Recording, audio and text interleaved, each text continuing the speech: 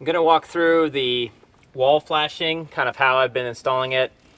I've put quite a bit down already, so hopefully I have a few things worked out. I didn't really film getting started because it takes me a while to kind of figure these things out. But so far, this is kind of what I've come up with. So the next piece will sit on top of this piece. I had tried to slip it in kind of like how we do the eave flashing and some of the other flashings, but it doesn't really work out the same. There's a slight difference in this profile on one end of the panel versus the other. So I found that just overlaying the other one, it was the best. When I put this other panel over that panel, there's nothing that really puts pressure against this top piece of wall flashing. And so what I've done is just cut some scrap blocking, which was just some of the sheathing that we used, and a furring strip. And that seems to be about a pretty good, at least really close to that height, so that at least when I put the sealant here and I smash this one down, that it doesn't just deflect this piece of wall flashing anyways. So that's what these are. I tried to start and make sure that this piece will overlap a high for the same reason. It has something to support it right here, and so this piece will come over and they'll both, I'll put a screw through both of these guys. So this gets a piece of zip tape. So when I get all done, I put a piece of zip tape over this top edge here, and then where I've been putting sealant is basically in here. I'll put sealant wherever these two intersect. I try to keep it on this backside edge as much as possible, and that way it doesn't ooze out the front. And then this is the other step. This is your closures. It's going to keep water from getting blown up and going in behind these panels. This is kind of the approach I've been taking. I've got quite a few feet to do, and I'll coming up to a corner here, so I'll walk through the corner in a bit.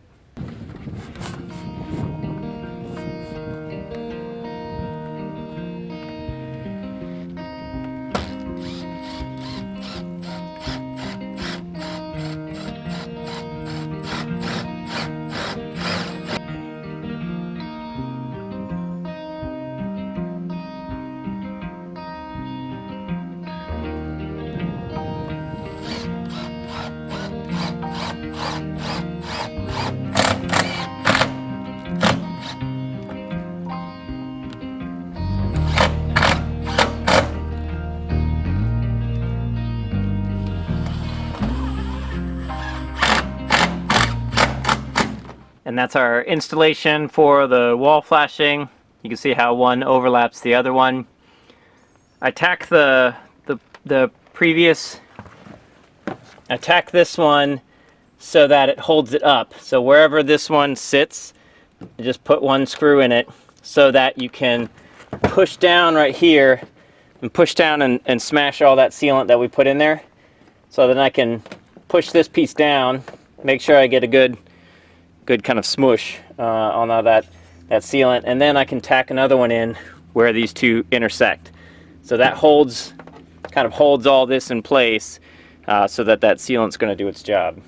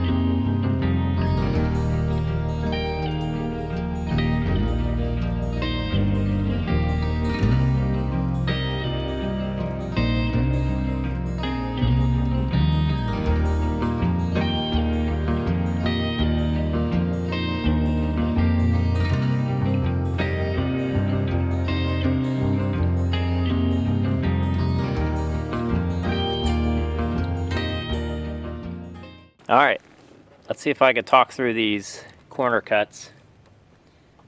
I guess my disclaimer is I'm an amateur at this, I'm not a professional. There's a lot of really great guys. I watch a lot of R&R Buildings, I think is the name of the channel. So I watch that guy a lot. He does a fantastic job. This is his day job, so he's really good at this. So if you're looking at the real way to do it, that's probably the best place to start. But at least for here, in this application with this type of trim, this is kind of how I worked out this corner. You can see kind of where I draw everything out. This is where our corner starts. This is where our corner is hopefully going to end up. So I draw that line. I only need to cut from here to there. I cut back to here, and then I trim this off, and then I can just bend that down.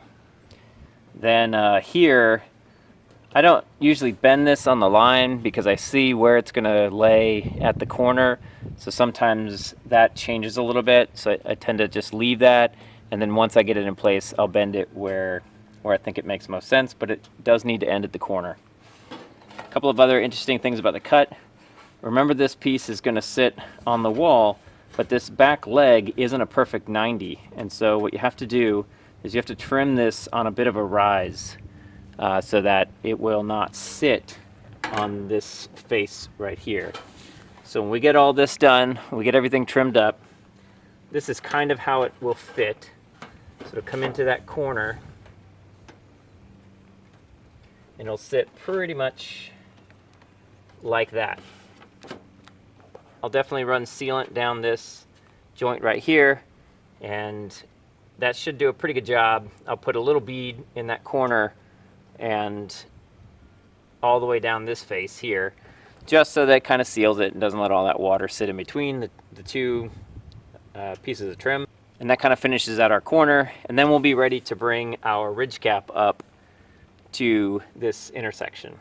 We saw how we did the corners when we brought our wall flashing around the corner a little bit ago. So now we're going to take a look at where the ridge cap comes up and covers over everything that we just did. So the way we do that is we just cut these.